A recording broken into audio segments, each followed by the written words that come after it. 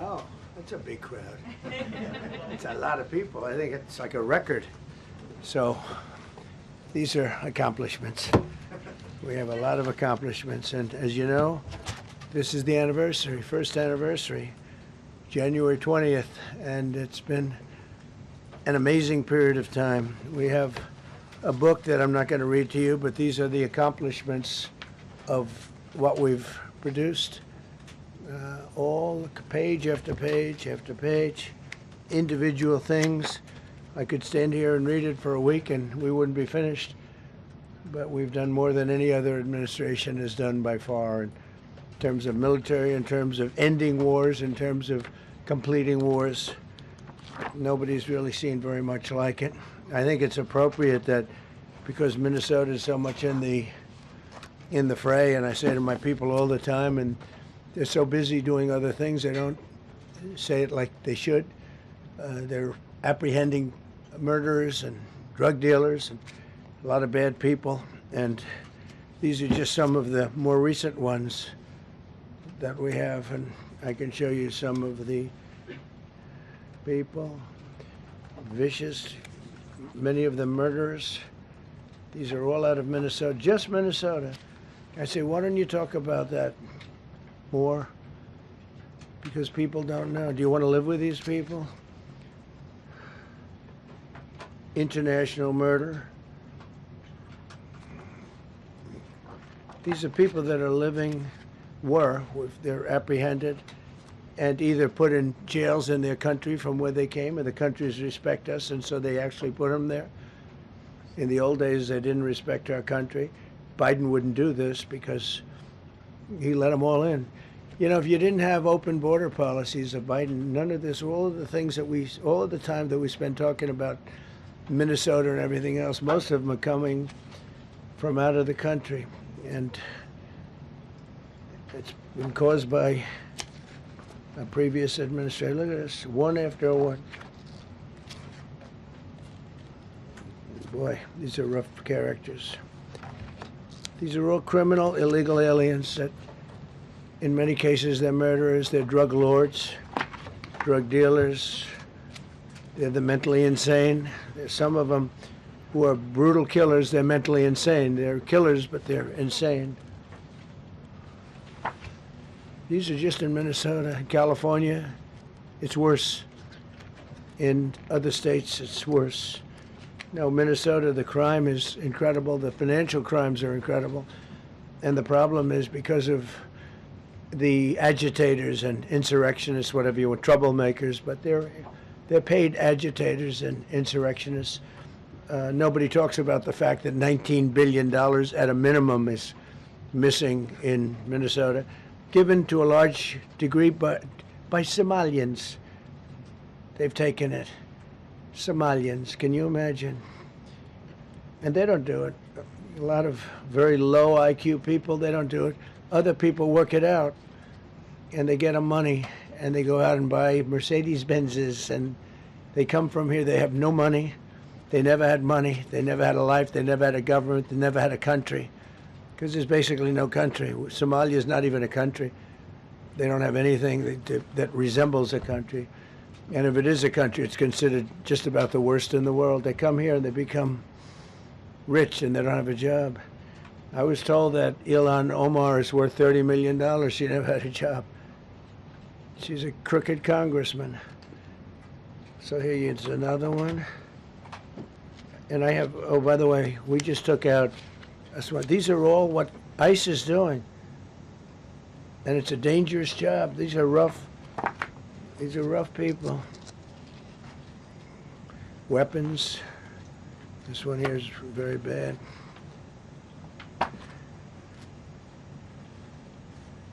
I'm going through this because I think we have plenty of time.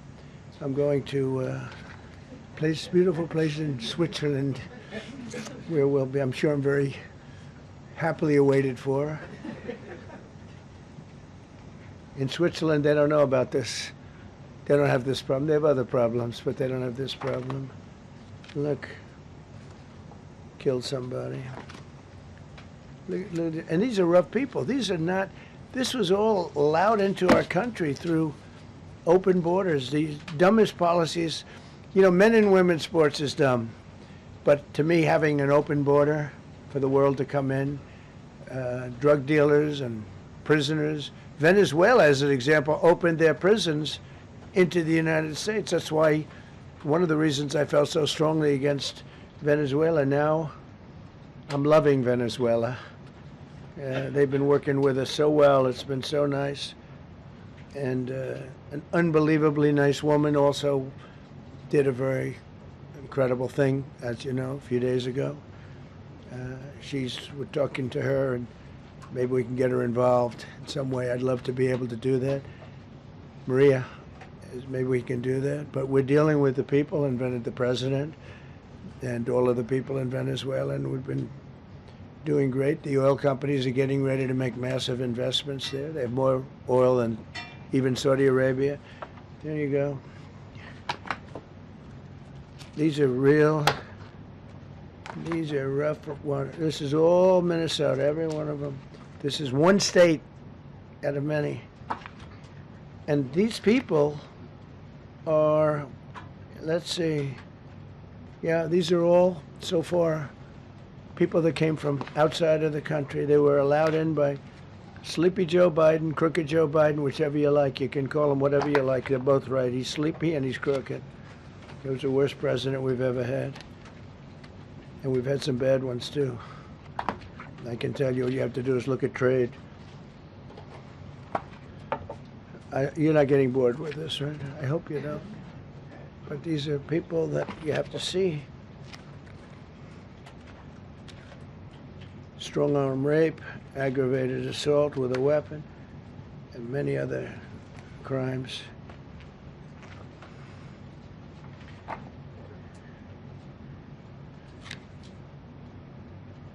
Gang member, known as one of the toughest people around. These are tough people. So this is what the people are trying to protect, because all ICE wants to do is get them out of our country, bring them to prisons and jails and mental institutions from where they came. That's all they want to do. They're patriots, and they have to be abused by guys like Don Lemon, who's a loser, lightweight. I saw him the way he walked in that church. It was terrible. I have such respect for that pastor. He was so calm. He was so nice. He was just accosted. What they did in that church was horrible yesterday. Look at it here. 24 convictions. 24 times convicted. They're not charges. These are convictions. So he comes from outside the country. Do you think he's going to be good here? He's convicted 24 times. He's going to be good here, right? It doesn't work that way. He's a man murderer. One of many. One of many. All they want to do is get him out. They want to take him out of our country. And we're met with paid agitators and insurrectionists, troublemakers. They're paid.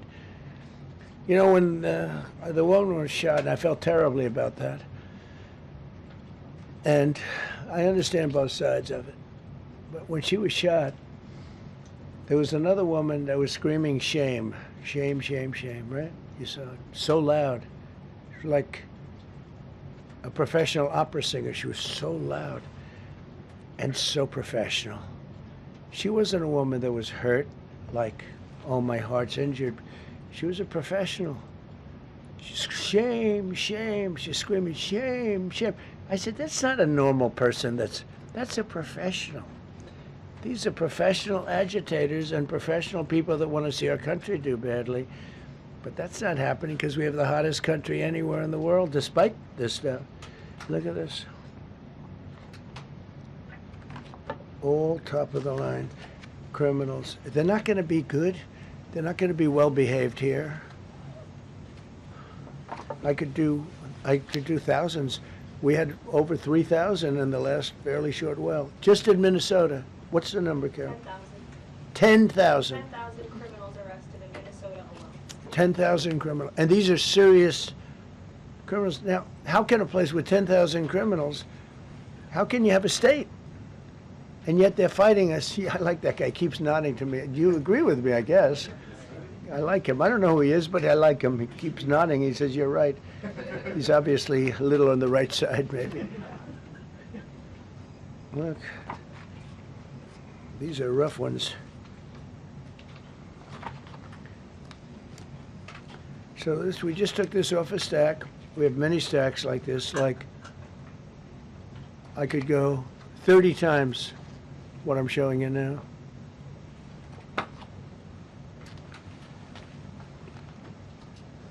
Relations with Hezbollah, that's nice. Why do we allow them in our country? I'm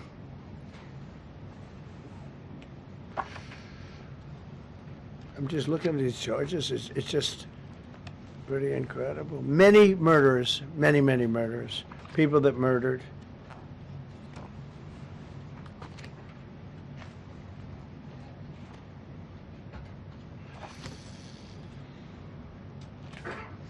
So what ICE does, and Border Patrol is incredible, too. I mean, Paul Perez and that group is incredible.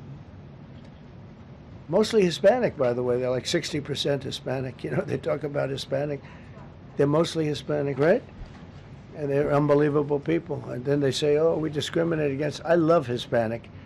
They are unbelievable. Entrepreneurial. They have everything. I did great. I did the highest. Nobody ever got numbers like I got from the standpoint of being a Republican. But even if you look at Texas, I won the entire border along Texas, between Texas and Mexico. It never happened before. Nobody's ever done that before. I did it. As a Republican, I did it. I love the Hispanic. And they accuse us of all sorts of things. 60% of the people we're talking about, they're the best people we have, and they're Hispanic.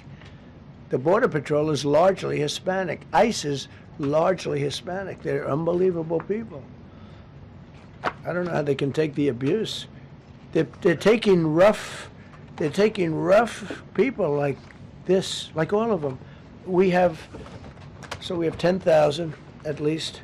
I could have done 10,000 of them. You're lucky I only did like 100. And this isn't even the worst of the group. They have murderers. They have some people we can't use their picture for legal reasons, but they're up for murder in their own country. And we jeopardize their case. When we send them back and we coordinate with other countries. A tremendous amount of work. All allowed in here by an open border policy of the worst president in the history of our country. A man that didn't win the election, by the way. It was a rigged election. Everybody knows that now.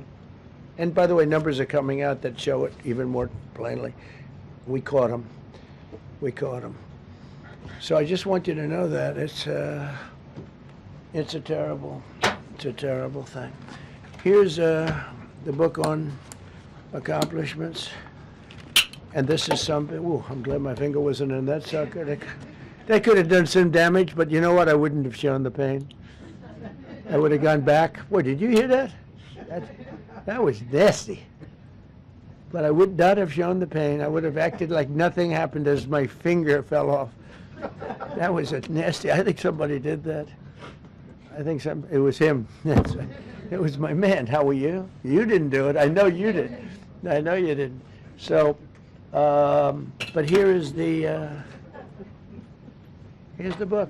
These are all things we have. I'm going to read a few of the samples, but look at this. These are all, each line is something that we did. Nobody did that before. And it's big stuff, too. Look, we have the hottest country in the world. So, I will read you a few. We ended Biden's stagflation. We were in stagflation. That's a disaster. That's far worse than inflation. As you know, he had the biggest inflation in the history of our country. They say 48 years. Pick your choice. But they had the biggest inflation in the history of our country. We have it right down to a normal number now. We're going to get it even a little bit lower. Created super high. What we've done with growth is incredible. We created super high economic growth, and America is booming. It's booming. There are thousands of businesses right now that are being built. Many of the biggest factories in the world are being built right in our country. They're not going to other countries. They're leaving other countries. Fourth quarter GDP is on track to pass perhaps much more than 5% growth, and that's despite the fact that we had a Democrat shutdown. They shut down our country, and we had 5%. Nobody in this room has ever heard about 5%. I think it could be 20% if we do it right. If we don't, every time we have good numbers, they raise interest rates. You shouldn't do it. In the old days, if you had good numbers, they'd lower interest rates, or they wouldn't do anything. Here they try and kill it. They always try and kill success. Over the last 20, 25 years, that's the way. In the old days, if you had good numbers, the market would go through the roof. Today, if you have good numbers, the market goes down. But by the way, we've had the best stock market in history, the best 401ks in history, and we inherited a mess. The numbers that we inherited were way up, and now we brought them, almost all of them, way down. We brought them way down. I mean, I'm not getting, maybe I have the bad public relations people, but we're not getting it across. We inherited high numbers, and we brought them way down. And look at gasoline. They have places in the country now, $1.99 a gallon. $1.99, $2.30, $2.50. I guess the average now they're saying is $2.31. I mean, he was at $4.50 and $5 for periods of time. And he went back to the Trump formula, but he didn't do it properly, and he really went back to parts of it because you would have had $8 gasoline if they didn't. But he didn't do it properly. He had people that didn't know what they were doing. Core inflation for the last 3 months is 1.6%. 1.6. Their core inflation was so high that nobody could even calculate it. Under Biden, real incomes declined $3,000. Think of that, $3,000. That's a year. In 12 months, Trump real incomes went up by $2,000 and $3,000 and even in some cases $5,000.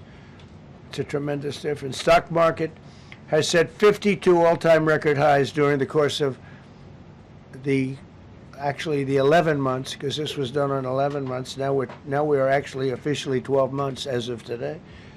52 all-time record highs. That means 401ks did great. I have people see me all the time, policemen that guard us really well, and got to know them a little bit. And they said, "Sir, you're making me look so good. My 401k is through the roof. My wife thinks I'm the greatest genius, that I'm a financial genius, like Warren Buffett." He told me that. He said, I think they have better returns than Warren Buffett right now. But he said, all my life my wife has been criticizing me for not being smart financially. Now all of a sudden she loves me more. But we added $9 trillion in value to retirement accounts, saving many people. I mean, they were going out of business. Think of it. We added $9 trillion of value to retirement accounts, savings accounts, and 401ks. That's during the course of 12 months. And I think it's probably 11 months because I don't think they have it for the 12. They have it for the 11. Added $9 trillion of value. Lifted more than 1.2 million Americans off food stamps in 1 year. They would have had another 1.2 million. We would have had, welfare would have gone up. And instead of investing $18 trillion in our country, now it's probably more than that, but $18 trillion and having thousands of plants being built all over the country, you would have had thousands of plants closing all over the country, and you would have had disinvestment, and you would have had welfare going way up. You know, if you look at SNAP, take a look at SNAP, what happened with that? It was at $7 billion, and it came out to over $51 billion. Nobody has ever seen anything like it.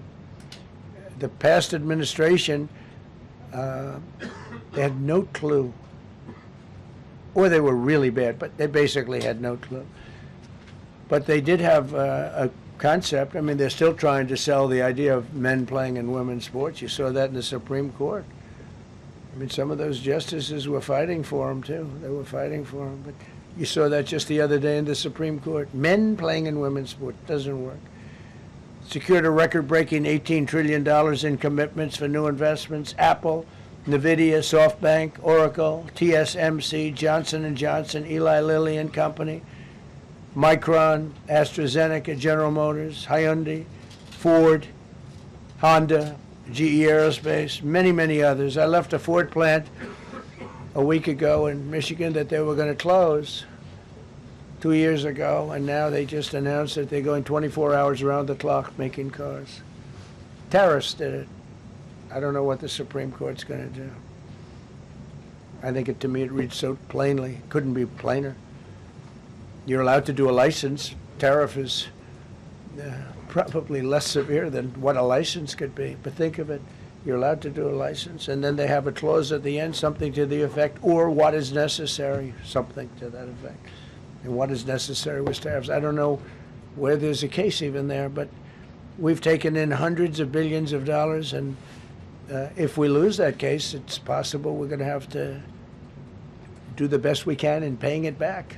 I don't know how that's going to be done very easily without hurting a lot of people. But we're waiting for that case anxiously, and we have tremendous national security because of tariffs and tremendous income. You know, we have, and by the way, no inflation. So everyone said, oh, tariffs will cause inflation. We have no inflation. We have very little inflation. Biden had inflation, and he didn't do tariffs. We had a huge problem. We have a 62% reduction in our trade deficit. So if you had a 1% reduction, a normal president would have a 1%, 2% reduction. Everybody would be high-fiving. Had a 62% reduction. Next year we won't have a trade deficit. We secured most favored nations agreements to slash drug prices by as much. To me, I think this might be the biggest thing of all. We get zero talk about it. The New York Times had a story way in the back of the paper, a little story about it. I think it's the biggest thing there is when you talk about health care. Drug prices will go down more than ever before for any country because we were priced at such a level that we were subsidizing the entire world, big place the world. We were paying 10, 12, 13 times more than other countries. 13 times more, not 13%, 13 times more. A pill that was selling in London for $10 would sell in New York for $130. That's 13 times. More than that even. But we secured most favored nations agreements to slash drug prices by as much as 300, 400, 500, and even 600%, including with Pfizer, AstraZeneca, Eli Lilly, Nova Nordisk, Gilead Sciences, EMD, Serenio, and many others. If you look at some of the prices that are coming down, where a price would come down $1,300 coming down to $87. Think of it. So something that was costing $1,300 is now costing $87. And the fake news doesn't want to write about it. That's why I do this. I don't like to do this, to be honest with you. But I do it because I've got to get the word out. We signed one big, beautiful bill. I call it the Great Big Beautiful Bill, delivering the largest tax cuts in history. No tax on tips, no tax on Social Security, no tax on overtime. We made interest on car loans tax deductible for U.S.-built automobiles only. So if you buy an automobile built in the United States, we're not doing it for Germany and Canada and different places. We're doing it only if it's built here. We want them to be built here. A lot of the Canadian auto plants are closing and they're moving into the United States. Same thing with Mexico, same thing with Germany, and same thing with Japan and other countries. They're moving into the United States because of tariffs. Because they don't want to pay the tariffs. It's too much. They can't pay the tariffs. So they're coming here. Nothing different than what other smart countries did. But it works better for us. Under my leadership, it's not done properly, but it's done properly. We have, again, more plants being built than at any time in the history of our country. Passed the largest spending cuts in American history, and that was true in my first, we had a tremendous first term also. We rebuilt our military. We had one of the best. We had the best economy in the history of our country, but we're blowing it away now. When this stuff starts opening up, you're not going to see anything like it probably ever again. We slashed the federal budget deficit by 27% in a single year. Think of that, 27. You could do it 2%, 1%, 0.5%, 27%. And that's with all of the things we have to do, all of the people we have to put on the payroll to get rid of people that are murderers. Again, when you see people in Minnesota that are murderers, these people are fighting to keep them there. And I say to Christie and to Tom Homan, the great people, they're working so hard. Look at the border. The border is now secure. First time, Biden said you couldn't do it. You need legislation. I had no legislation. I said close the border. Within 1 month, we had almost nobody coming in. Now for the last 8 months, nobody came into our country illegally. And I find that hard to believe because you'd think somebody, because it used to be millions of people just poured into our country. And the people that do that are Democrat, sort of aligned. So, I mean, they're not doing me any favors. We had nobody come in. We have a very strong border. We have very few people coming up. They're not going to make the trek because they know they probably won't be coming in. So it's not as hard as you think. But I didn't have to go back. Remember, they said, we need legislation to close the border. They had millions of people coming in a month. We have nobody coming in, and we're getting the murderers out. Murderers, people from prisons and jails. Many countries opened up their prisons and dropped them into the United States. Those are the people we're getting out. And we have a lot of heart. And I said, you got to lighten up on this. We have a lot of heart for people. They came in illegally, but they're good people, and they're working now on farms, and they're working in luncheonettes and hotels and all. And we're looking to get the criminals out right now, the criminals. And I think it's very important. I mean, every once in a while you see a story, we take somebody. He should be out because they came in illegally. So in theory, they should be. But we're focused on the murderers, the drug dealers, the mentally insane. We have a lot of mentally insane killers. I mean, you can't even talk to them. It'd be nice if you could have a little reason, but you can't even reason. These are seriously ill people. You have a couple of countries where they were loaded up. Their mental institutions and insane asylums were loaded to the gills. They couldn't get. They're empty now. But they're filling up because we're bringing them all back. We know where they came from. And every country accepts them. You know, under Biden, they wouldn't take. They had so little respect that they'd bring them there, and they wouldn't take them. They said, get the hell out of here. They would be bringing a plane in to land in a country, and they'd put 5 planes on the runway so you couldn't land the plane. So they'd come back with the people that they were bringing back. They don't do that with me. They do that with me. They have problems. They don't do it. They accept them back. They're not happy about it, but they accept them back. Cut a record number of regulations. I promised to eliminate 10 old regulations for every one new regulation. Instead, we cut 129 old regulations for each one added. Think of that. I wanted to do 10. In my first 4 years, I did. When we put on a new regulation, you had to cut 8. This year I said you have to cut 10. Instead, we cut 129. So every time, so far, can't remain like that, I don't imagine. I hope I can, because we have so much wasted regulation, stupid regulations. Regulations where they go by California, which is a disaster state, with a governor that truly is doing a bad job. He's killing that state. If he ever ran the country, this country would be Venezuela. Very quickly. Using tariffs slashed the U.S. trade deficit by an incredible 77%. The trade deficit is down, and that doesn't include the last month where we had our best month. We slashed the trade deficit by an incredible 77% in 1 year with no inflation, something that everyone said could not be done. So we had essentially no inflation. In fact, the last month we had almost no inflation. But we slashed the trade deficit by 77%. If you slashed it by 1%, that was good. Again, we did that with tariffs and intelligence.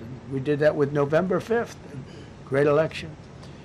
We secured historic trade deals to reduce barriers on U.S. exports with countries covering 40% of all U.S. trade. Think of that.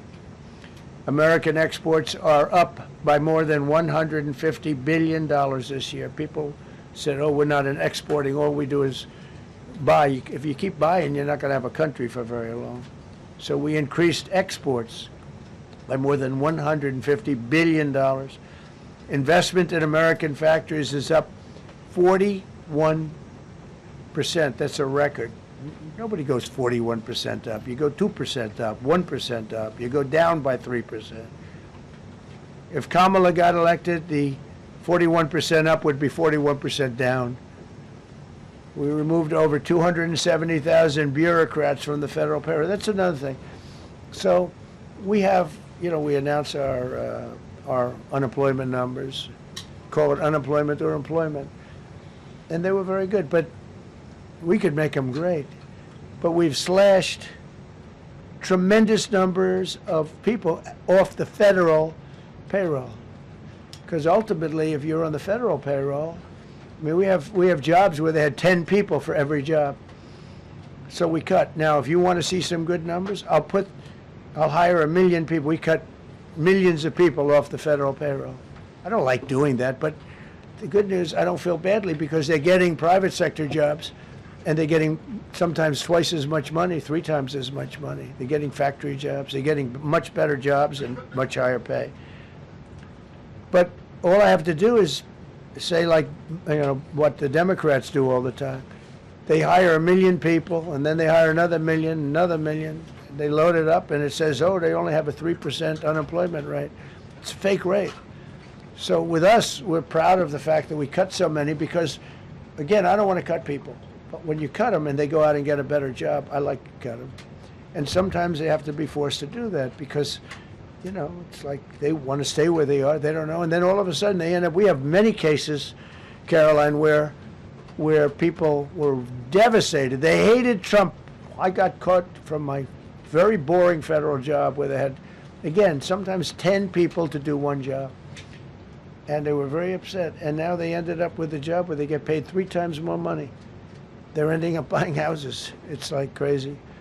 So they went from not liking me to liking me a lot because it's hard to get. We need people.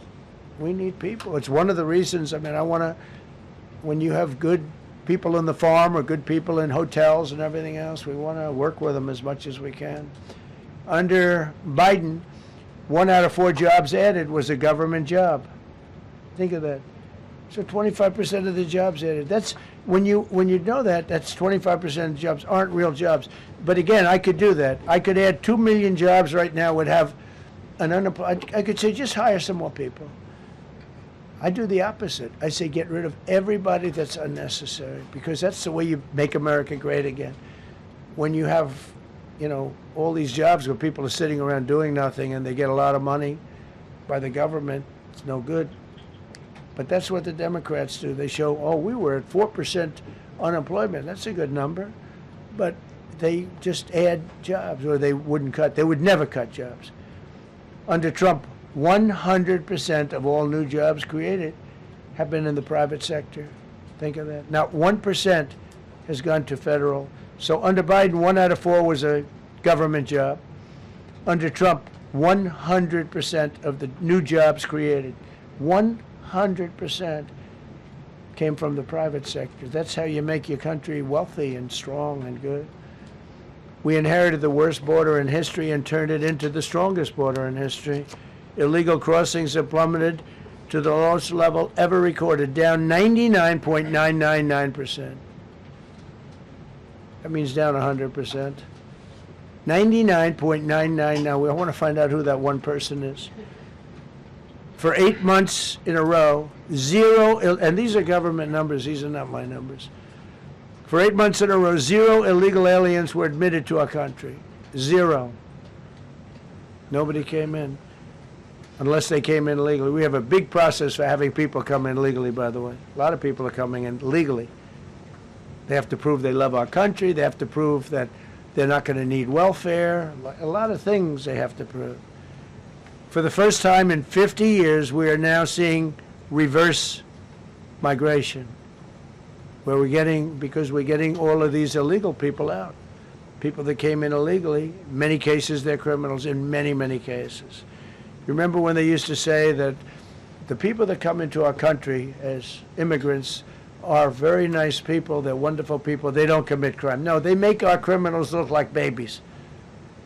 They make our Hell's Angels look like the sweetest people on earth. The Hells Angels are now considered a nice, high-quality person. I like the Hells Angels. They voted for me. They protected me, actually, believe it or not. But they make our criminals look like babies. These are some of the most vicious people anywhere in the world. They came from the Congo. The prisons, I know the Congo because I ended the war with the Congo and Rwanda. Tough group, very tough group. They came from prisons in the Congo. Some of the toughest, meanest people you'll ever meet. Thank you very much. They allowed them to come into America. These are tough people. Before my election, 100% of net job creation was going to foreign migrants. Since my inauguration, 100% of the net jobs created have gone to American-born citizens. That's a big thing. In other words, we're now taking care of our people. 100% of net jobs created have gone to the American-born people. Before that, we didn't care. Designated Tren de Aragua, MS-13, and the Mexican drug cartels as foreign terrorist organizations, and we've hit them hard. You've seen what we've done on the water. We're starting to do that on land. The land is much easier, actually. Water is incredible. We did that on the water so that when you do it on the land, they don't go to the water. Nobody's going into the boat business right now, I can tell you. 97% down drugs coming in by water. 97%. Nobody ever heard of that before. They heard 2%, 1%. It went up 2%. 97, and we're looking for the 3%. Who the hell are the 3%? They're crazy. But we've taken out almost 100% of the drugs coming in by water. Now we're going to be very shortly starting drugs coming in by land. We know exactly where they're coming from. Remove tens of thousands of illegal alien gang members, drug dealers, murderers, child predators, human traffickers, fraudsters, savage criminals, and others. We removed them from our country. They're out. They're gone. In some cases, they're so dangerous that we put them in jail because we don't want to give them to their country. Their country doesn't do anything, and they end up coming back. We have some that they're so bad that we don't want to really release them. We want to put them in a jail where we know they're properly ensconced. Think of that. Remove tens of thousands of illegal alien gang members, drug dealers, murderers, child predators, human traffickers, fraudsters, and savage criminals. Why wouldn't you want them removed? The reason is because these are insurrectionists that are doing this work. And, you know, they're going to make mistakes sometimes. ICE is going to be too rough with somebody, or, you know, they're dealing with rough people. They're going to make a mistake sometimes. It can happen. We feel terribly. I felt horribly when I was told that the young woman who was had the tragedy. It's a tragedy. It's a horrible thing. Everybody would say, ICE would say the same thing. But when I learned her parents, and her father in particular I hope he still is, but I don't know, was a tremendous Trump fan. He was all for Trump, loved Trump. And, you know, it's terrible. I was told that by a lot of people. They said, oh, he loves you. He was I hope he still feels that way. I don't know. It's a hard situation. But her father was a tremendous, and parents were tremendous Trump fans. It's so sad. It just happens. It's terrible. Halted all refugee admissions to the United States, including from Somalia, which is a terrible, terrible place, another dangerous place. And we also stopped the pirates because they get the same treatment as the drug boats. So in Somalia, the Somalians, you know what they're good at? That's about the only thing they're good at is they're good at pirating ships at sea, big ships. So you have a huge oil tanker with millions of gallons, millions of barrels of oil. And if it gets hit by a big weapon, the whole thing blows up. And they don't want to fight, because if they do, they're told by their insurance companies, do not hand over the ship. And they're not allowed to have any guns on the ship. They're literally, you have these massive ships being taken over by a Somalian small boat with a big weapon. Because if they hit the side of the ship can blow up. I mean, you talk about a blow up. Bad. We've seen some bad things happen. And the insurance companies, some of these ships cost more than $1 billion to build, and the insurance companies say, look, we'd rather give them money than take a chance on $1 billion insurance policy. But they don't have to worry about it because we hit them the same way we hit the people with the drugs in their boat. They don't know what the hell happened. But all of a sudden, there are no pirates at sea. Do you notice? We haven't had a boat taken in a little while. Came out of Somalia, really corrupt place. It's not a country. They don't have government. They don't have anything. I always hate to see this. Ilan Omar, she comes from Somalia, a backward country, probably the worst country. They say it's the worst country in the world, if it's a country. I don't even think it's a country. There's no organization, no anything. They don't have police. They don't have military. They don't have anything. They just have people running around, killing each other and trying to pirate ships. But she'll come here, comes, and then she wants to tell us how to run our country. The Constitution says that I am entitled to this. I can't stand her. Terminated all taxpayer-funded benefits for illegal aliens and kicked 275,000 illegals off of Social Security. They were illegally getting Social Security. 275,000 people. I'm telling you, it's not that this is pleasurable, but if I were an elected president, this country was going to be destroyed quickly, very quickly. I think within a year, if you had Kamala or a Joe type. I mean, Joe was a disaster, but if you had Kamala, he was the replacement. I was up by like 25 points on Joe, and they said, hey, let's get somebody else. This never happened. Well, I had so many firsts. You're leading somebody by a lot.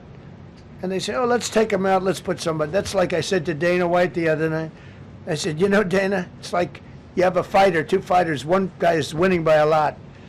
And they say, oh, let's take this guy out, let's put a new fighter in the ring with him. That's what happened to me. I was doing great with Biden. The whole campaign was against Biden. All the money was spent against Biden, and all of a sudden I got Kamala. Everyone said, who the hell is she? But that didn't work out too well for them, but never happened before. We are about lots of firsts. Designated English as the official language of the United States of America. We did that very powerfully. And while we're at it, we also took the Gulf of Mexico, and now it's the Gulf of America. Because we have 92% of the shoreline. It always bothered me. I'd say, you know, we have most of the shoreline. Mexico has a small percentage, talks about 8%. We have 92%. And I said, why is it the Gulf of Mexico? It should be the Gulf of America. I was going to call it the Gulf of Trump, but I thought that I would be killed if I did that. I wanted to do it. I wanted to. My people work so hard. Sir, I don't think it'll look too good. I'm telling you, it's a good thing. And it'll be hotter than ever, I said. No, but I decided not to do that. I'm joking, you know, when I say that. I was not going to call it the Gulf of Trump.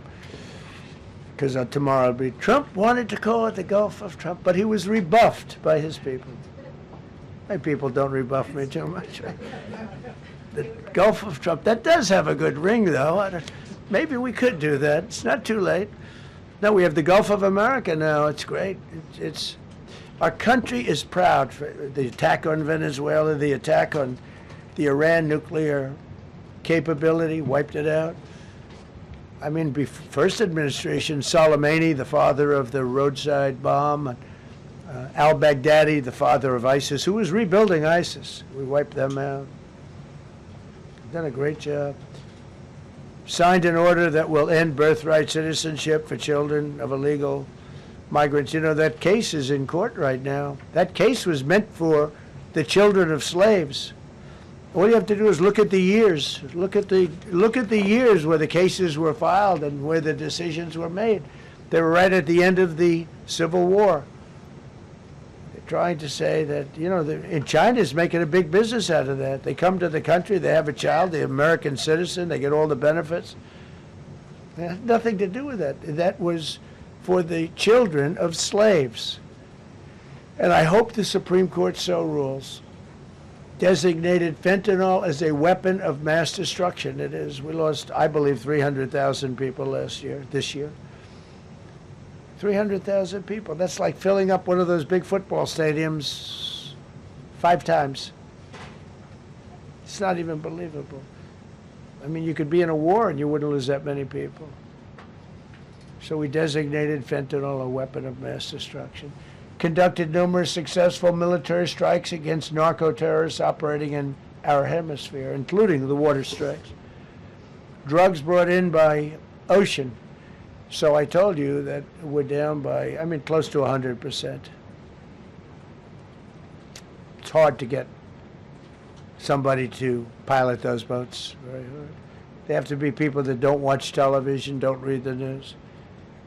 And we just blew up their facility. They had a docking facility where the drugs were stored. And now we have a great relationship with Venezuela. We're getting along fantastically with the leadership in Venezuela, so we wouldn't have to do that. This was done before the attack. But we captured and brought to justice the outlaw dictator of Venezuela, Nicolas Maduro, who, through drugs, killed millions of people in our country. Tremendous drug dealer. Also sent millions of people into our country, including Tren de Aragua, the worst gang. They say it's the worst gang in the world. They took over parts of Colorado. They just take the apartment building. They just took it away. Just took it away like we're here. They cut the hand off one man because he called the police. Who called the police? I did. You took my apartment from me. Boom, no hand. This is what they sent us. Restoring law and order, new category. D.C. and Memphis, federal task forces deployed massive numbers of federal law enforcement officers and National Guard to restore safety. Crime down in D.C. is almost down to nothing. D.C. was a very, very dangerous place, and I think you probably know better than I do. I have a lot of people in the media thanked me for that, but some of them found it hard to thank me. But, D.C. is now, look how beautiful. D.C. is now, you can walk right from here to a restaurant, right through the center of town. You can be with your child, with your loved one, with your lover. Your lover's not going to be killed anymore, so you can act like a real lover. But you can walk right through the middle of the town, and D.C. is beautiful again, too, You notice we took all the fences down, almost all, the rest are coming down. We got the graffiti all off. National Guard's been amazing. We didn't tell them to do that. That's not their job description. But they were picking up garbage and everything. They were great. And I don't know, to me a town, it looks better when you have military people. These are big, strong guys, are bad guys. Look at them and they say, we're not going to mess around. But what they don't know is that we took over 2,000 people permanently out of D.C. These were career criminals. But I feel much better seeing those people there. I went in a couple of times and had dinner in D.C. I walked right down the middle of the street. I felt very safe. A year ago, I couldn't have done that. I would have been crazy to have done that. And Secret Service wouldn't let me do it. They weren't thrilled anyway, I will tell you. It wasn't like they were thrilled, but we did it, and it was great. But D.C. is a great thing, and we have virtually no crime in D.C. anymore. And before we did this move, and we could do the same thing with Chicago. We brought Chicago down 25%, even though we just had a minimal crew there. We brought Wisconsin down. We brought Minnesota down, way down, even though everything's a fight, because they want to keep those people that are lying on the floor. They want to keep those people in Minnesota, but they really don't. I don't think the real people of Minnesota, it's a very corrupt place, and the elections are totally corrupt. I feel I won it all 3 times. Nobody's won that state since Richard Nixon. It's a rigged state. And the Somalians vote as one group, even if they're not citizens, and they vote as one group, and you get 600,000 votes against you. They all ought to get the hell out of here. They're bad for our country. Nationwide achieved the largest reduction in violent crime on record. So this just came out. Nationwide, over the last 11 months, achieved the largest reduction in violent crime on record, including the largest one-year drop in murders ever recorded. Almost 2,000 lives were saved. That's despite the fact that we took in criminals under the leadership of the Democrats and Joe Biden. More motor vehicle theft is down by 100,000 vehicles nationwide. That's another nationwide. The motor vehicle theft was out of control, and now it's very much in control. It was down by more than 100,000 vehicles to a record low. Began the process of eliminating cashless bail policies across the nation. You got to get rid of your sanctuary cities, and I hope our people know that we're not going to pay sanctuary cities. We're not going to pay them anymore. They are sanctuary for criminals. They hold criminals. We're not going to pay. They can sue us, and maybe they'll win, but we're not giving money to sanctuary cities anymore as of the beginning of the month. We began the process of eliminating the cashless bail. Well, cashless bail is where it all started. It's a disaster. And then other places. I don't know if it started in New York. I remember it starting in New York. So somebody comes in, murders somebody, and they let him out. No bail, no nothing. Basically, cashless bail means you just get the hell out. And they go outside. We have one case where a guy murders somebody, gets released, and goes out and murders somebody. 2 people in one day. No, we got to get rid of cashless bail. They got to pay, got to have bail. There's a reason for bail. Long tested. Signed an executive order to bring back mental institutions and insane asylums. We're going to have to bring them back. Hate to build those suckers, but you got to get the people off the streets. You know, we used to have, when I was growing up, we had in my area in Queens, I grew up in Queens, we had a place called Creedmoor. Creedmoor, did anybody know that? Creedmoor. It was a big, I said, Mom, why are those bars on the building? I used to play Little League baseball there, a place called Cunningham Park. He was quite the baseball player, you wouldn't believe.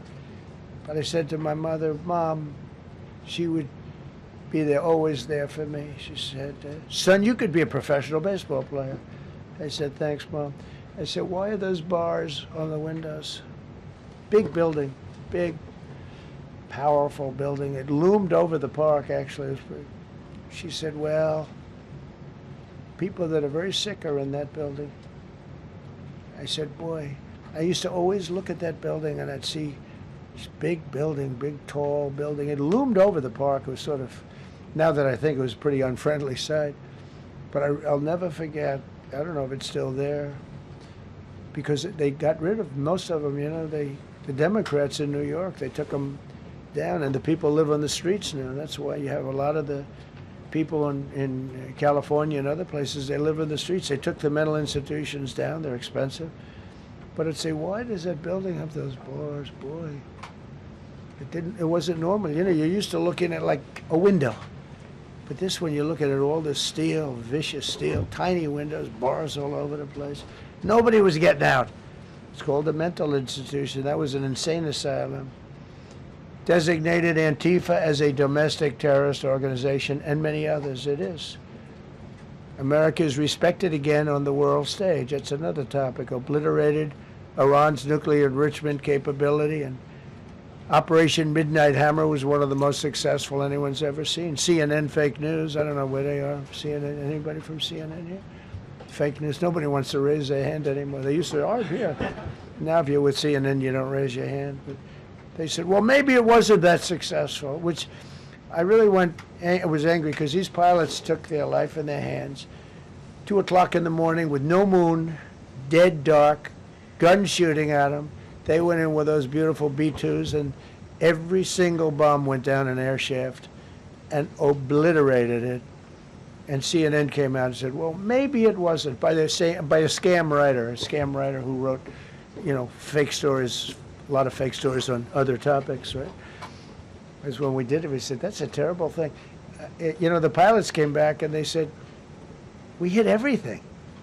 They did a great job. Then on top of that, we launched from a submarine about 30 Tomahawks on top of everything else. The place was obliterated. CNN said, well, maybe it wasn't that bad. Turned out it was worse than it was. You know who could tell you that? The Iranians would tell you that. Because if they do anything, they're going to have to start a brand new place. But they did an amazing job. It was like what we did with Venezuela. I mean, nobody's ever seen a military operation like that. Ended 8 unendable wars in 10 months. These were unendable wars. Cambodia and Thailand fighting for years. Kosovo and Serbia. The Congo and Rwanda. Pakistan and India, they were really going at it. 8 planes shot down. They were going to go nuclear, in my opinion. The Prime Minister of Pakistan was here, and he said President Trump saved 10 million people and maybe much more than that. They're both nuclear countries. Israel and Iran. Egypt and Ethiopia were going to fight over a dam, and I got them to stop. I still got to work it out, because they put a dam up in Ethiopia that stops the flow from a little river called the Nile. I always think of the Nile being in Egypt, you know, beautiful Nile with the pyramids, but they put a dam up. You know who paid for the dam? The United States of America. It's the biggest dam, I think, in the world. They put a dam up. I said, how did you let that happen? Why would we have done that? We financed it. This country would. I don't know. Maybe it was a Republican president, but I don't think it was. I think it was a Democrat. But what a terrible thing. So Egypt basically is, you know, they don't have enough water in the Nile. And they use that for a lot of things, including entertainment and travel and tourism and everything. I mean, I don't know. They got a big dam. I got to work that one out now, too. Armenia and Azerbaijan. President Putin told me, I cannot believe you settled that war. I've been trying to settle that war for 10 years. Armenia and Azerbaijan. They were fighting it for many, many years. And I ended up getting the heads of the both countries in my office. The beautiful Oval Office, much more beautiful now than it ever was.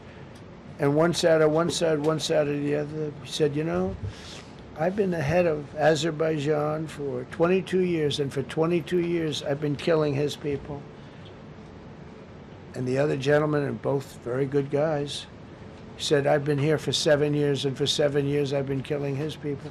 And they started over there, and within an hour they were next to each other, and by the time we ended, they were hugging each other, and it's been a great peace, you know?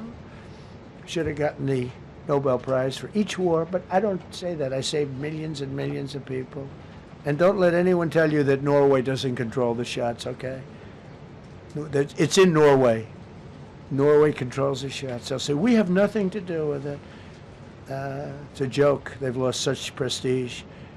That's why I have such respect for Maria doing what she did. She said, I don't deserve the Nobel Prize. He does.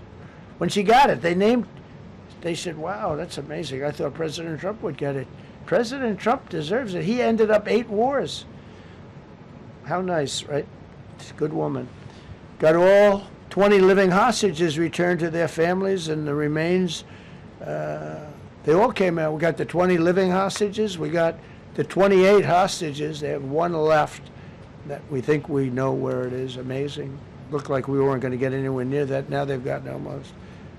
And more importantly, we got many more, hundreds. We got them all. If we didn't do it, you wouldn't have had, most of those people would have been dead. I don't know if that's covered properly, but you know, the 20 is great. They were the last ones. I always said the last 20 are going to be hard, but we got them. We got the last 20, and we got close to 28 of the bodies of the dead.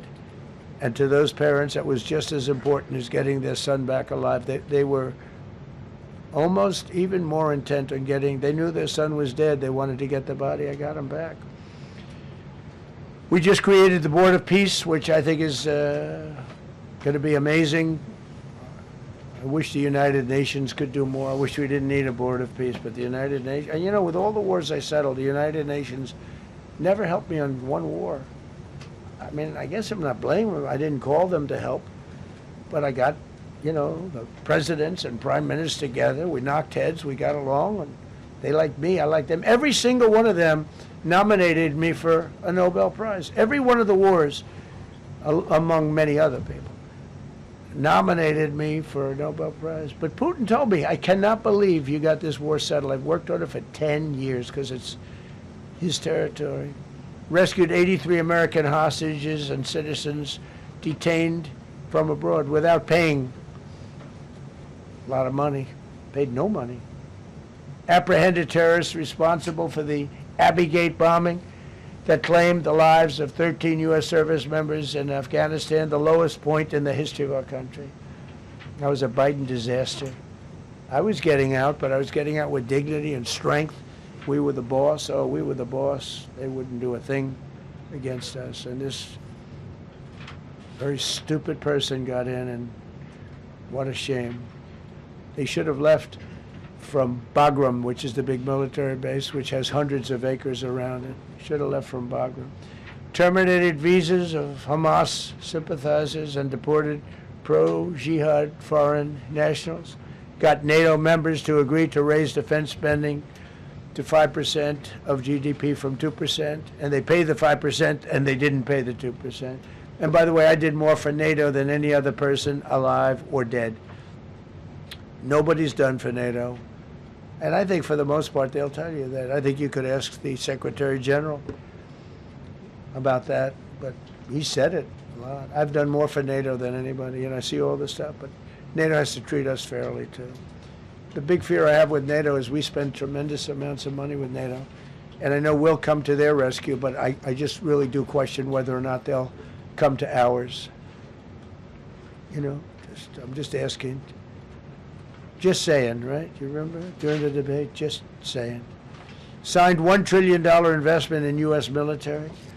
And next year, we hopefully will go to a $1.5 trillion. We're building battleships that are 100 times more powerful than the battleships of World War II, which are the big, beautiful, those big, beautiful things with the guns. I said, what about bringing them out of dry dock? They said, sir, what we're building will blow them away. Think of it. These ships are 100 times more powerful than the battleships that you see on Victory at Sea. Do you ever see Victory at Sea? What a great thing that is to watch. Renamed the Department of Defense into the Department of War, which everyone loves, by the way. Signed landmark critical minerals deals with Australia, Malaysia, Thailand, Ukraine, Japan, and many others. We're going to have so much rare earth. It's actually not that rare. Getting it processed is rare, but there's a lot of rare earth. There's a lot of earth around, I can tell you. Withdrew from the corrupt World Health Organization, where we were paying hundreds of millions of dollars a year. So we were paying $500 million a year, and China was paying $37 million a year. I said, why aren't we paying the same as China? They said, well, nobody asked. I said, China's got 1.4 billion people. We have 350 million, probably, with all the illegals, you know. China probably knows more accurately. But we have much smaller in terms of the number of people. We have a much more powerful military, but we have much smaller. I rebuilt the military during my first term, by the way. And while they gave away a lot to Afghanistan, the Taliban, which was just horrible seeing them, every year seeing them do that military down some dirty street is a disgrace. But while Biden gave a lot of it away, it's a tiny fraction compared to what we did. I rebuilt the military, and now we're continuing to build it. And bigger and better, we need it. Peace through strength. But we withdrew from the corrupt World Health Organization. So I remember we were paying $500 million. They were paying 37 or 39 million. And I said, how come? So I withdrew, and they called, we'll give you the same deal that they had. I said, well, it should be less than that, because if they're at 37 and you have 3 times, 4 times the number of people, even maybe 5 times, I don't know. So it should be less, but I didn't want to chisel around. And I thought about it. So I could have taken 500 million to 37, and everybody knew it. I chose not to do it because it was actually very popular when I got out, because they were terrible. And so I chose not to take that deal. First thing Biden did is go back into it. You know what he paid? More than 500 million. So I actually called them. I said, you know, you can buy it for less. You can make a deal at 37. There's no reason to pay 500, they didn't care. They paid more than 500. Did you know that? They paid more than 500 million. I made a deal at 37. I could have had 37. They were public about it. We'll give you the same deal that China has for 37. And they paid 500. They paid $500 million. That's the way you ruin a country. And it's the same attitude that, you have on everything else with these people. They were terrible. The anti-American UN Human Rights Council we ended. The UN Relief and Works Agency we ended. And the fake Paris Climate Accord, which was a ripoff of America, where we had to pay $1 trillion and they were paying nothing. China didn't kick in until 2035. We kicked in immediately. We were supposed to pay $1 trillion. Russia went to a standard of 1991, which was a dirtier standard. But we had to pay top dollar. So I terminated that. Another Rick. We ended the woke lunacy and restored common sense, abolished all discriminatory diversity, equity, and inclusion DEI policies throughout the federal government and the private sector. They're gone, everybody. They're gone. Terrible. Terminated the Green New Scam and ended the insane electric vehicle mandate. I love electric vehicles. That caused me a little problem with a man named Elon. But he understands, and he's a good guy. We get along, but I said, Elon, we can't have all electric cars. We just can't do it. I like the electric cars. I like his car. But in particular, I like his car. But we can't do that because some people don't want an electric car by 2030. And to build the power stations all over the country would have cost $4 trillion. $4 trillion. That's more than any country has. If you got China, the United States, and everyone, you couldn't do it. And it would have taken years. And yet they were supposed to be switching over electric vehicle mandate. Some people don't like electric cars. Some people want hybrids. Some people want regular gasoline-powered cars. We have more gasoline than anybody. And now with Venezuela, we have 62% of the market when you include Venezuela. So I ended the Green New Scam and I ended the insane electric vehicle mandate. Now you can buy a gasoline-powered car, a hybrid, and you can buy a electric vehicle. I mean, if you want electric, you can buy it. Make a good deal on them right now because they made a lot of them. Permanently stopped Joe Biden's ridiculous CAFE standards. That's having to do with the environment, so ridiculous. Canceled the EPA's absurd, totally absurd, tailpipe emission standard, which made you spend hundreds of thousands. It made for hundreds of thousands of cars. The cost numbers were incredible that the consumer has to pay. Imposed 25% tariff on all foreign automobiles and 100% tariff on Chinese cars, which don't come into the country because of tariffs. Only because of tariffs. We didn't have tariffs, you wouldn't have any car. We have now more car factories being built in the United States than ever before because of tariffs. If they take those tariffs away, China will eat our lunch. They'll take all of our car business. Now, there's another way of doing it, but it's more cumbersome, et cetera, et cetera. I don't want to scare you, but it's much more cumbersome, not as good for national security as this. We have a perfect system right now. We're making a fortune. We've never been stronger, and I hope the Supreme Court does the right thing for our country, because if they don't, it's such a problem. It's just so, it would be so sad. We're doing so well because of tariffs. And the people that are heading up the lawsuit, like there's a guy named Leonard Leo, who's bad guy, and people that are very China-oriented and foreign car-oriented and foreign business-oriented, but in particular China, they're suing to get rid of tariffs because they don't want tariffs, like Coke. Coke has businesses outside of the United States. If you have them outside, you don't want tariffs. But because of tariffs, they treat us well. Without tariffs, they would treat us very badly. As you saw for many years, they respect us more now than they ever have respected us, by a lot. And revoked the California emissions waiver to stop San Francisco communists from regulating the automobile industry and destroying automobiles and the industry in the nation. I was with Bill Ford of Ford Motors. I was with all the people at General Motors the other day, and they are making more money and building more cars than they are doing so good. All because of tariffs and what I've done. And they're building their plants all in the United States. Reopened Anwar for drilling. That's a big deal. Launched a massive Alaskan pipeline project to export natural gas to Asia. We made a deal with South Korea and with Japan that gives us money, the likes of which nobody's ever seen before.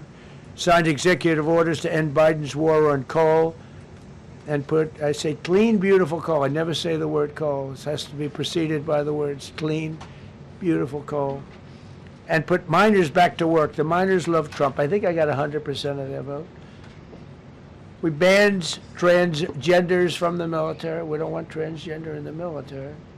Ordered reinstatement of patriots expelled from our military with full back pay. So we had some people that were terminated, and they're coming back into our military. Fired the woke boards of visitors at our military service academies. The boards of visitors were run by radical left, maybe communists, maybe not, but they were still heavily radical left, and they were bad for us. Signed an executive order to remove anti-American propaganda from federal museums and national parks. Required the federal employees to return to work in person or be fired. We don't want them sitting in their home or in their bed working. We want them in an office that we're paying for in Washington, D.C., or wherever it may be. And we've largely taken care of that mess. That was crazy. I guarantee you they're out on the ball fields. I guarantee you they're out playing golf. And you can't run a country or a company that way. I think it's happening even so with countries and companies. But we had so many of our federal workers, they wouldn't come into work. Signed an order banning all government censorship and restoring free speech. Made it the official policy of the United States government that there are only two genders. This was not a tough one. Two genders. Can anybody guess what they are? Male and female. I think the Democrats know that too, but they refuse to admit it. Ban the use of puberty blockers, hormone injections, and other chemical and surgical mutilation of children. Can you imagine saying this 15 years ago? That we banned the use of puberty blockers, hormone injections, and other chemical and surgical mutilation of our children. You know, when I say it, I say, do I have to say that? I actually ask my people today, yes, sir, because people, that's where the country went. Banned men from playing in women's sports. Big Supreme Court case, and I mean, I can't believe it. Some of the justices were fighting hard for men to be able to play in women's sports, a couple of them. I can't imagine it, but I think anybody that rules that way should lose a lot of credibility. But we banned men from playing in women's sports. All you have to do is look at the records, look at weightlifting records, look at swimming records, look at track and field. It's not fair. It's very demeaning to women. Banned transgender ideology and critical race theory from our schools. Secured unprecedented settlements with Brown University, Columbia University, and many other colleges, including the University of Pennsylvania, where I went, the great old Wharton School of Finance. To restore fairness and merit, we're working with Harvard right now. They've been very anti-Semitic. Terrible what they've done. And we'll see what happens. I hear we have a deal, but who the hell knows with them? They have a lawyer that wants to show how hot he is. Ended taxpayer-funded student loan forgiveness for radical left and anti-American activists. Can you believe it? Began the process of abolishing the Federal Department of Education and returning education back to the states. And Linda McMahon is doing a fantastic job. Ended Joe Biden's weaponization of our government and removed his hand-picked radical left Marxist prosecutors from the Department of Justice, like deranged Jack Smith. He's a sick son of a bitch. They gave me the worst of the worst. And here I am. How did that happen? How did that happen? He's a sick guy, and Letitia James is sick, and Alvin Bragg is sick. They're sick people. and others. Fani, you can't call Fanny. She doesn't like it. She wants to be called Fani. Fani Willis. I won, can you imagine? Putting somebody through that? And then if I suggest that somebody may be guilty of a terrible crime, oh, he's weaponizing government. Trump is weaponizing government. It's terrible. Can you imagine?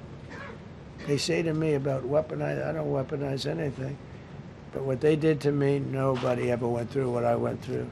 And here I am in a place called the White House. It's a beautiful place. Who would have thought, right?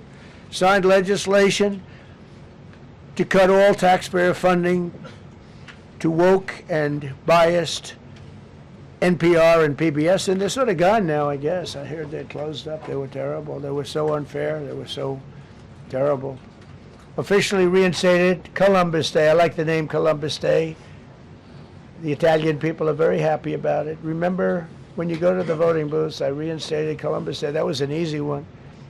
Christopher Columbus. Cut Social Security wait times by 50%, serve 65% more Social Security recipients by phone, and are on track to doubling the service and performance compared to the Biden administration. We're 2.5 to 3 times better and faster. Slash VA claims backlog to the lowest number ever recorded. Created Trump accounts starting with $1,000 for every newborn baby. This is something that's become so popular. And I give Mr. and Mrs. Michael Dell Computer, who put in $6.25 billion, started with nothing. And he actually invested all that money to give to kids so that when they grow up, they have an account that might be worth a lot of money. It'll be riding with the markets. And, you know, they can, at 20 years old, 21 years old, they could have $100,000. They could have a lot of money. That's going to be amazing. But I give a lot of credit to Mr. and Mrs. Michael Dell. Signed AI executive order to ensure the United States dominates the future of artificial intelligence. So we're leading China. We're leading the whole world. We're producing more electricity than we ever have because I'm allowing every one of those plants to build their own electric facility.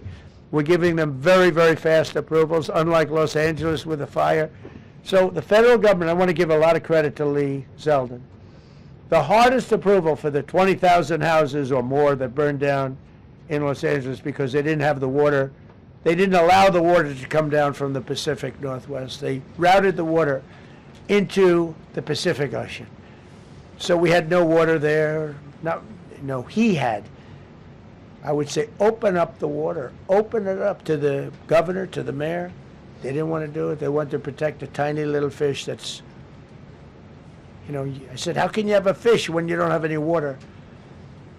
It was just an excuse, I guess. But it's amazing. We took 20,000 houses, and Lee Zeldin, the toughest permit is from the federal government. Within 2 weeks, every single permit was given to the people to build their houses. Then you have the incompetent mayor of Los Angeles. He's neutral, who decided to go to Africa during the fire. So you have this incompetent mayor, and I had it out with her the night when I got, right after the fire, I went there. She said, we're working on it so that we can have everybody starting to build within 2 or 3 years. Remember that? I said, you mean 2 or 3 days? No, I mean 2 or 3 years. And the place went crazy. Well, they still haven't gotten their permits. But every federal permit, every single one has been given a year ago. And Lee Zeldin has done a great job. And he's done a great job in the approval of all these big plants and factories and all of the electricity that they're creating for themselves. I said to Zuckerberg, I said to all of them, I said to Jeff Bezos, I said to everybody. Mark Zuckerberg couldn't believe it. He said, you know, where are we going to get all the electricity? Because you need double the electricity that the country currently makes just to fire up those big plants. I said, well, nobody can do that. So what we're going to do is let you make your own electricity. Nobody believed it. And I said, we're going to get you fast permits. So we get them within 2 weeks. and they're coming up with some of the most incredible electric plants you've ever seen. So each one of those massive buildings, AI or otherwise, is building their own electricity, they're building their own plant, and it's incredible. Many of them are under construction already. They're going to have, we're leading AI, and we're leading China by a lot. Established a MAHA presidential commission, banned many artificial food dyes, as you know, issued new vaccine recommendations, and created new real food pyramid. And Bobby and Dr. Oz have been incredible. Provided $12 billion in aid for American farmers. Just gave them $12 billion in aid because they got screwed by other nations. And the number of drug dealers have fallen every single month since I took office. Drug dealers are way down in the United States, and that's a small version of what's sitting right there. That's just a small version. We took a country that was dead, and it's the hottest country in the world right now, and that's after 1 year. So let's go. That's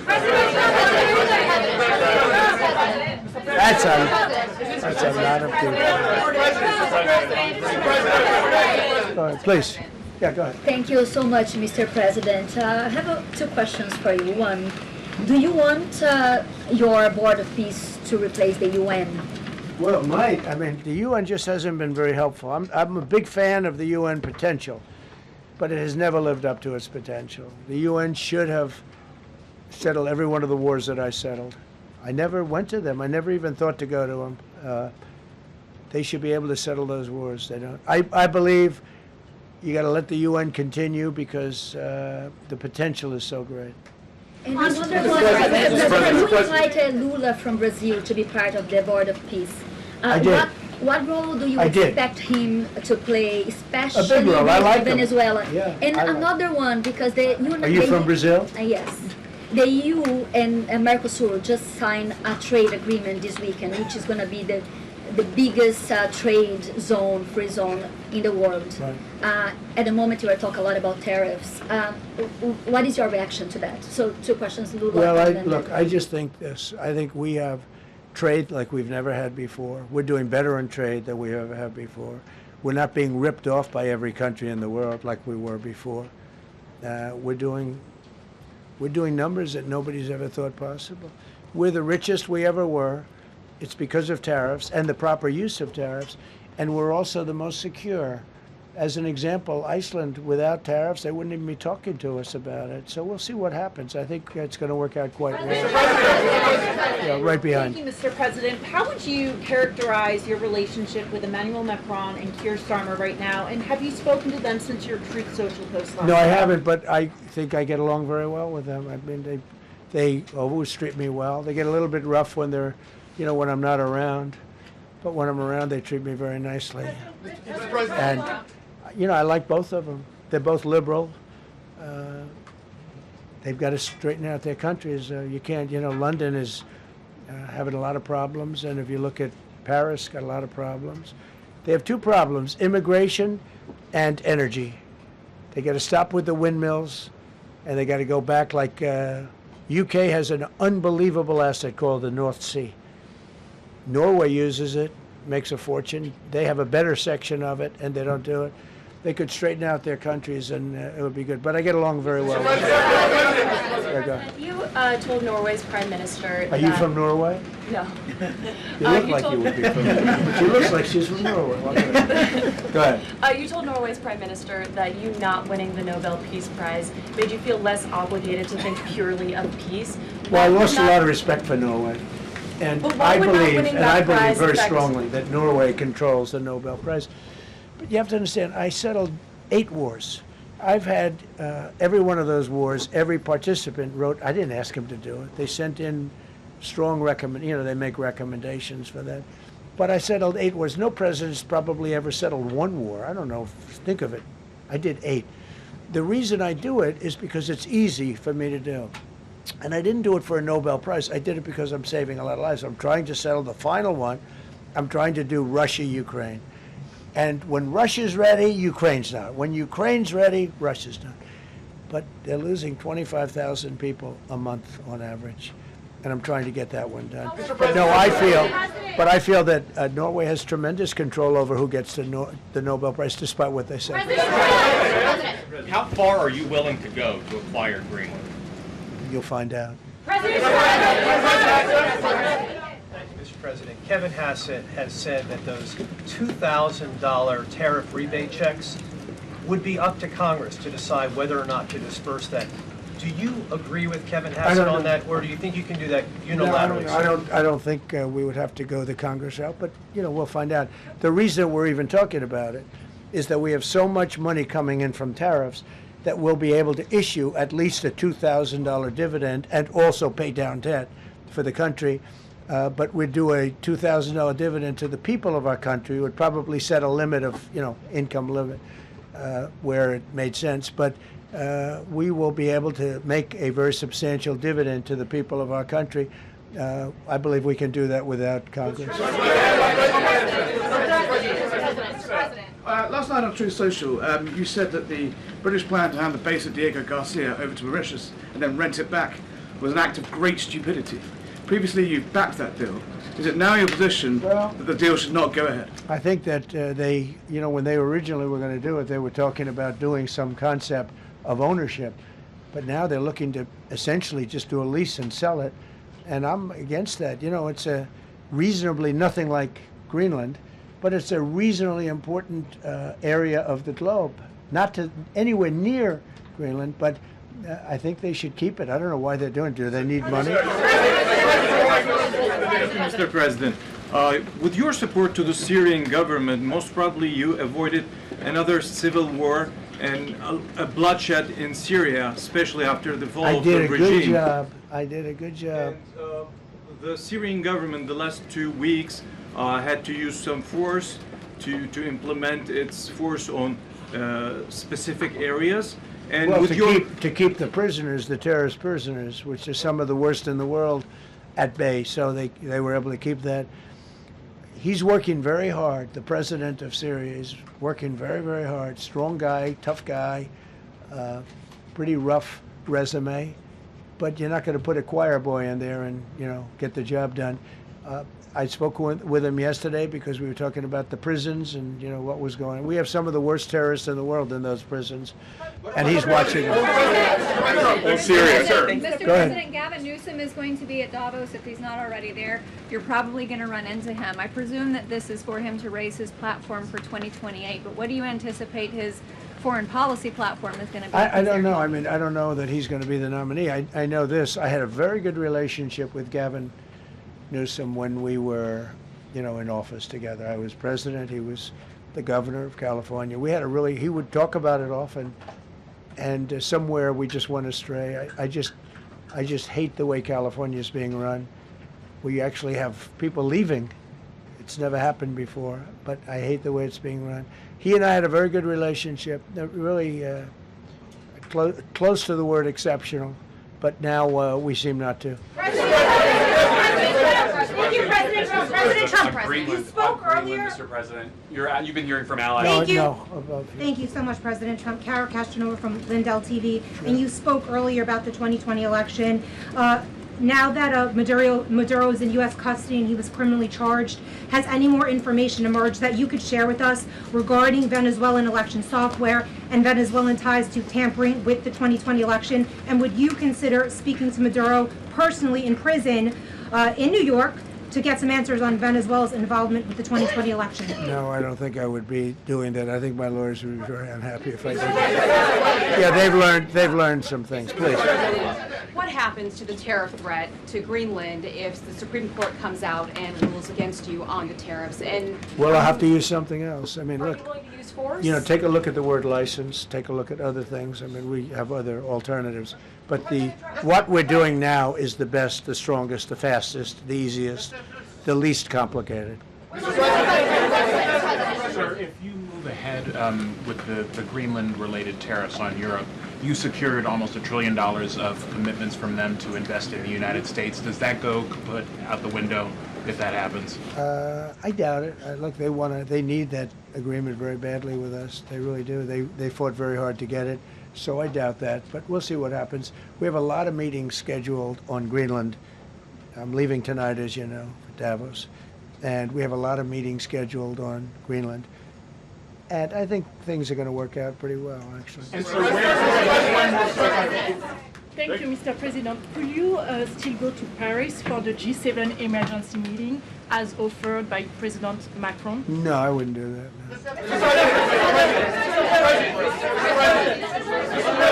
No. Because, you know, Emmanuel's not going to be there very long. And, you know, there's no longevity there. He's a friend of mine. He's a nice guy. I like Macron. But he's not going to be there very much longer, as you know. And I think, you know, I have meetings with the people that are directly involved, not some of the people you're talking about. Thank you so much. Thank you so much, Mr. President. Happy You know, New I've Year. never seen this room like this. Is this a celebration of the first year? Yes. Have you ever seen it? I've never seen this many. I hope we have a very good. I hope we have a very good structural floor. You know, this used to be a swimming pool. You're sitting over a swimming pool. I could see that happening. But this, we need a good structure here, don't we? Huh? Yeah. Thank you so much, Mr. President. Happy 1 year anniversary. Thank you. And my question is on Syria. The Kurds, as the most loyal U.S. partners, facing attacks by some Syrian elements within the Syrian government. Will you do to ensure the Kurdish rights protected and their effective forces against terrorism in Rojava, Syria continued, as the Kurdish see you as a president does not abandon his allies? Well, I like the Kurds, but just so you understand, the Kurds were paid tremendous amounts of money, were given oil and other things, so they were doing it for themselves, more so than they were doing it for us, but we got along with the Kurds, and we are trying to protect the Kurds, that's correct. Ahead of your speech in Davos, can you give us a preview of what we can expect as far as, you know, laying out the plans for Americans to be able to buy homes? I think more than anything else, what I'm going to be speaking about is the tremendous success that we've had in 1 year. I didn't think we could do it this fast. Think of it, it's just now 12 months, and you know, I say it often, we have the most successful country in the world, we have the hottest country anywhere in the world by far, and this country would have been absolutely stone cold dead. And I'm going to be talking about it. I'm going to be, because, you know, a lot of them could use some of the advice as to what we did. They need energy. You take a look at their energy policy, they're going to destroy themselves with what they're doing with the windmills and all the nonsense. They need energy help badly, or they're going to be in big trouble, and they need immigration help badly. How much longer do you want to go? Call with. I do. I have a very important call with President Erdogan, who I like a lot. One or two more questions. Go ahead. Thank you, Mr. President. During Go ahead, the second, please. Go ahead. One Thank you, question Mr. about President. Yes. Thank you, Mr. President. The red blouse. Go ahead. You talked a lot at the beginning of this about the economy, some positive economic indicators. Polling shows a majority of Americans don't feel the economy is doing well. Are you worried you're making the same mistake as President Biden? No, I hope I don't make the same mistake as him. Look, I inherited a terrible, it's a great question, because we inherited a terrible, terrible mess between the border, between all the problems. The whole country was falling apart. And in 12 months, less than 12 months, in 12 months, we have the strongest border we've ever had. We have prices that are much, much lower than they were for the last time. We inherited very high prices. We inherited, remember this, inflation was at a historic high. We had never had inflation like that. They say 48 years, but whether it's 48 years or ever, we had the highest inflation, in my opinion, that we've ever had. Prices, because of that, were very high. I inherited, we brought down eggs immediately. Remember the first news conference, they were screaming at me about eggs. I was in the position for 2 days, and we brought eggs down to lower than what they were before. And by the way, they continue that way. We brought the prices down from when I came into office and from what Biden had, way down. We're going to bring them down further. But the job we did is a miracle. One of the reasons I'm doing this today is to explain. We inherited a mess, and we've made it a beautiful, beautiful picture. Think of gasoline at $1.99 in many states. $1.99 a gallon. It was $4.50, $5, in some cases $6 or $7. We're at $1.99. And energy is so big that with energy, everything else comes down. But the prices are coming way down, and we're going to bring them down further. But we started up here with these guys. We inherited a country that was broken. We inherited a country, and I have a very warm spot. We've done very well with Venezuela, and by the way, that even in itself is going to help us bring down the oil prices. I mean, the Venezuelan oil, we've taken 50 million gallons of oil. We've taken 50 million barrels of oil out of Venezuela in the first 4 days. We've got millions of barrels of oil left. We're selling it on the open market. We're bringing down oil prices incredibly. And when they come down, and they've already come down, again, $1.99 a gallon for oil. Nobody thought they'd ever see it. All right, one or two more. Go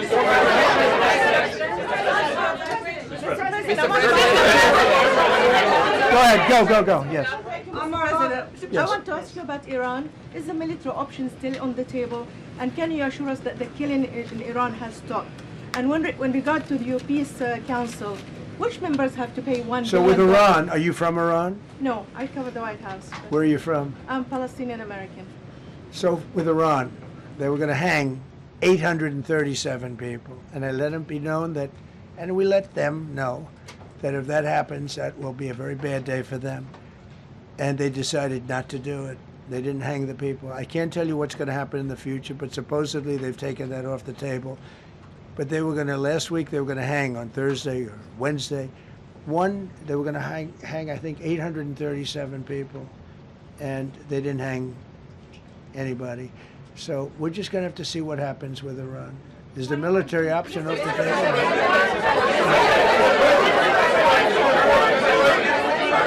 Go ahead. Thank you, Mr. President Trump. Thank you, President Go Trump. ahead, please. Thank you, Mr. Congratulations on your President. first year. Go ahead, I'll take your question. Okay, thank you, Thank you, Go ahead, right here. Thank you, Mr. President. You promised during your second inaugural to always put America first. I'm curious, how would you winning the Nobel Peace Prize improve the lives of average, everyday Americans? Why is this prize so important? It wouldn't improve the lives of any. What improved the lives of people are people that are living. I saved probably tens of millions of lives in the wars. You know, if you add up the numbers, just if you look at any one of those wars, you're talking about millions of people. You multiply it times 8. But when you look at India and Pakistan, that could have been 10, 15, 20 million people. Could have been more than that. So I saved millions of people. So that to me is the big thing. What? You suggested a moment ago that perhaps the reason why a positive story about the economy isn't getting through is because of, bad communications people. But are average Americans wrong to still feel high prices? And how much longer does the White House hope that they... So I think a lot of people are listening to the fake news a little bit, and I'm not blaming anybody. I think I blame ourselves. I think we've done a much better job than we're able to promote. We're not promoting. We're doing a great job, and we're sort of letting the promotion take care of itself. One of the reasons I'm doing this news conference, I think it's important. We have taken a mess and made it really good. It's going to get even better.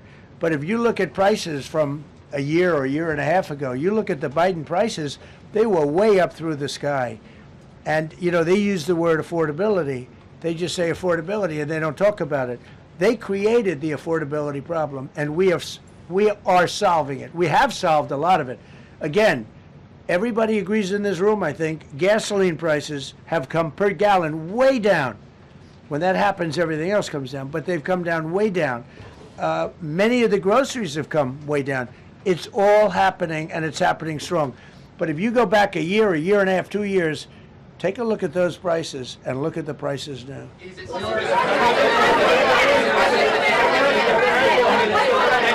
Mr. President, on Venezuela, you made a condition. Where are you from? I'm from Spain.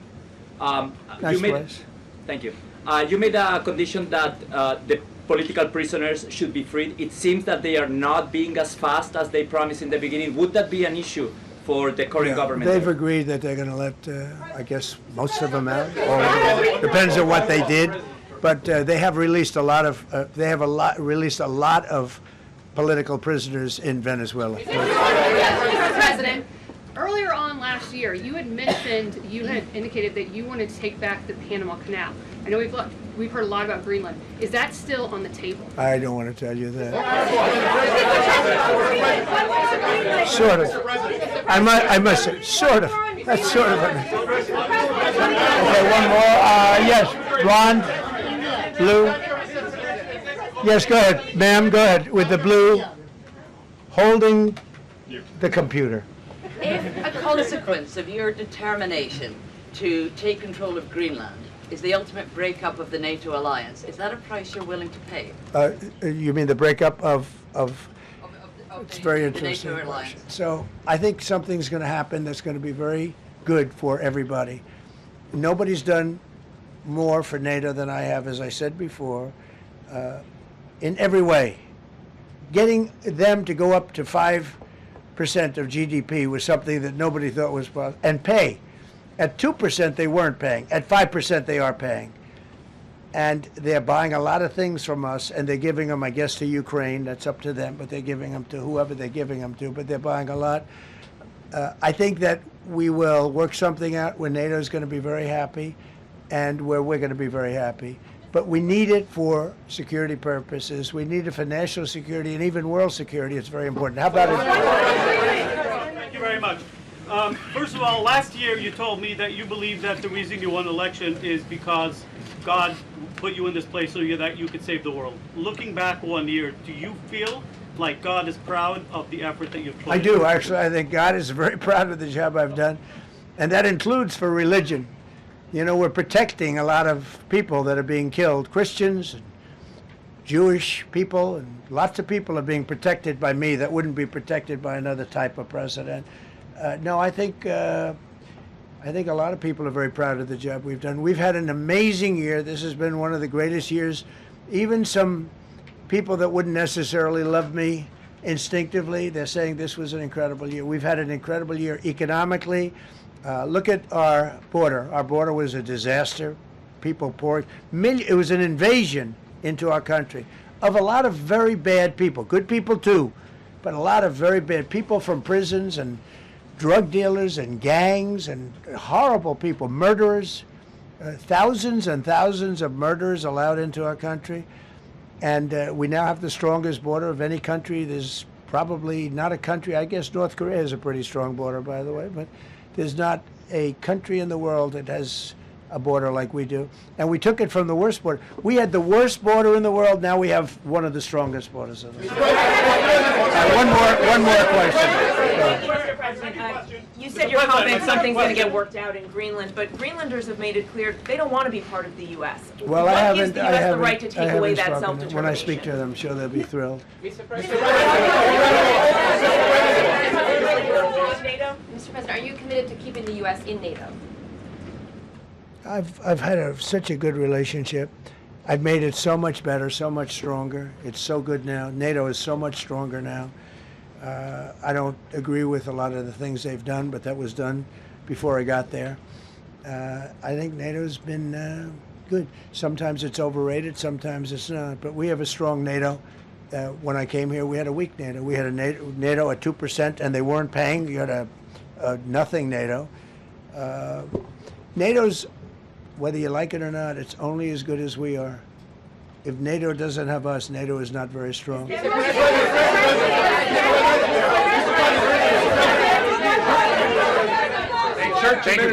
Yes, no, behind you, please. Thank you, President Trump. Yes, go ahead. Greatly appreciate it, sir. We heard a long list of accomplishments from the last year. Could you cherry pick the top three? And then looking forward, what are your three most important priorities in 2026? So I think the building of a really powerful military has been a great achievement, and that would include the Venezuela thing, that would include the attack on Iran and the wiping out of the nuclear threat. I think that's been really amazing what we've done militarily. I think what we've done in business has been incredible. We have $18 trillion coming in. Plants are being built all over. Thousands of plants are being built all over the country. 18 trillion is a record. No country has ever come anywhere even close to that. I think that's a record. And I think that most favored nations for drugs is something that nobody thought they'd be able to get. Tariffs helped me there because the nations would have never gone along with it if I wasn't able to say If you don't go along with it, we're going to put a 10 or 15 or 20% tariff on your nation. And they went along. And our drug prices are going to come down at numbers never even seen before, never even thought possible before. So those would be three things. Thank you. Thank you all very much. Thank you very much.